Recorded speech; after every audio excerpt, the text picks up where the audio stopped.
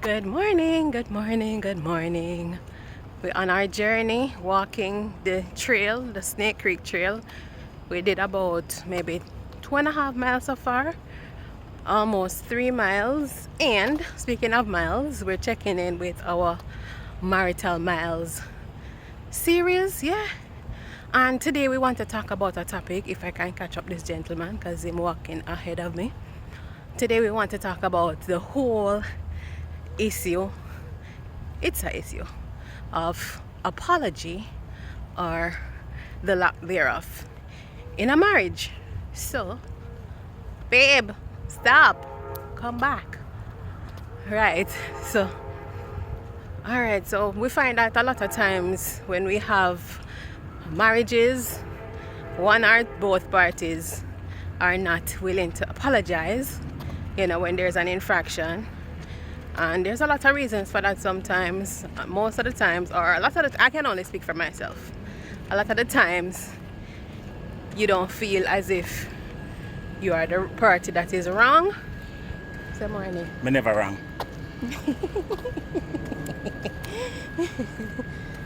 Good morning, guys. Right. So, right, a lot of times you don't feel like you're the party that is wrong, and so you are a little bit reluctant to willingly apologize.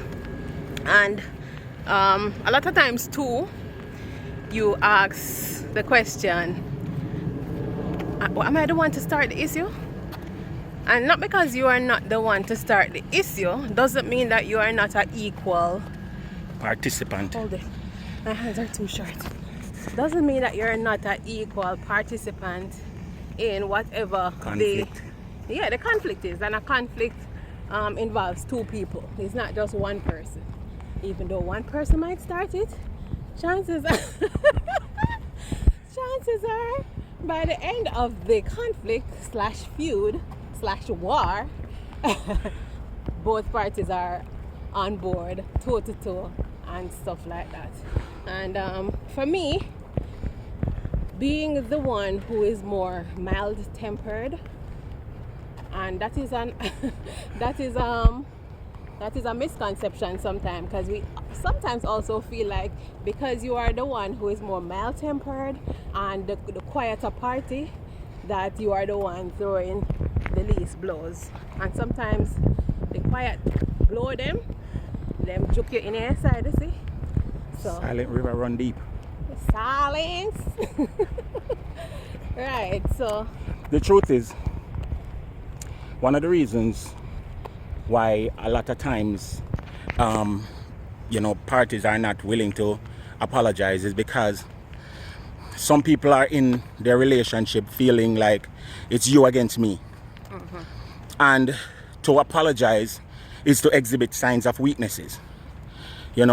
Some people feel like I'm always at loggerhead with my spouse, and once you enter a conflict feeling like you're in a boxing ring, mm-hmm. feeling like it's me against you, then even if there is space or place where you should be the one to apologize, you won't, because it's a case where if I say I'm sorry, then he wins, or if I say I'm sorry, then she wins. Mm-hmm. Or you're accepting defeat or right. Taking the wrong, yeah. But we have to remember that in a relationship, it's never you against me. It's us against the issues. Mm-hmm. And if we take the mentality that it's us against the issues, then we will not use the issues to cause separation. We will seek to resolve the issue in a way in which both parties still show mutual respect and honor and love and all these things for one another. Mm-hmm. And a lot of times in a relationship, there is an outside party that is to be blamed.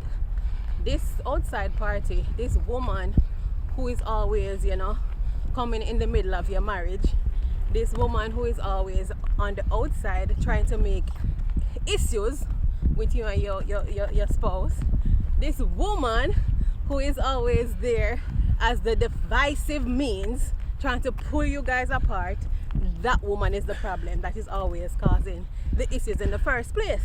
And this woman is called misunderstanding. She needs to stop.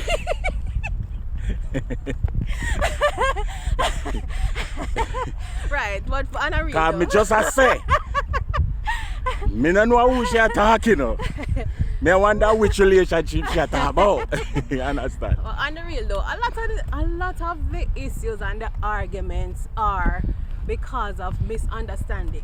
Yep. You are you're totally innocent in a statement, in an action, you know, in a particular scenario, but the other party interprets it another way, Total different. and because of that, the response is just totally out of the way as far as you're concerned. And then the case in a case to case study, everything is different. But when once misunderstanding comes in, if we're not anchored in our love, our trust, our appreciation, and our uplifting of one another, then this is a place where a whole lot of conflict is gonna develop. Because if you don't trust your spouse in the first place, any misunderstanding, your mistrust or distrust comes through. Yeah. So if the person gives you an answer to say, honey, not never go wrong, you still not believe because you don't trust them anyway. Right, You see me? If you don't appreciate your spouse, then you won't fight for your spouse. You will use every conversation to try and break the issue, break the you know, bring a greater divide.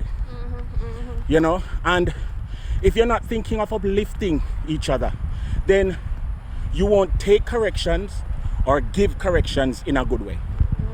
You know, so it's important to understand these things so that when the time comes, which it will, if you're a man, you know you have to go apologize at some time. If you're a man, honestly, because it just happened. Right. You know, we're just not thinking. Not even man, if you're a human, because everybody make mistakes. Yeah, but usually the wife them don't.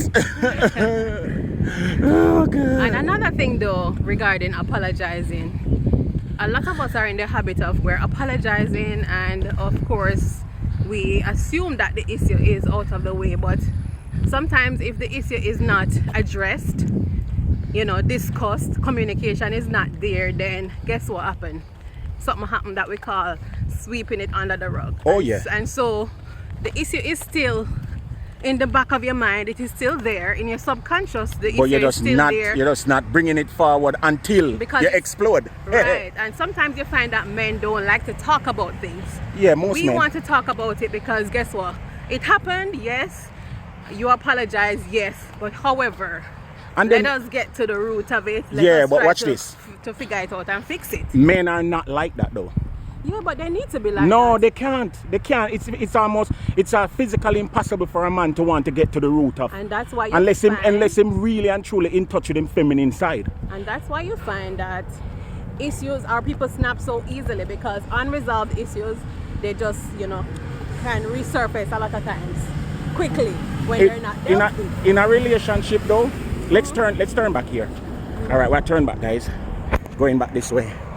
In a relationship though, yeah, what's happening is once each party knows the temperament of the other, Right.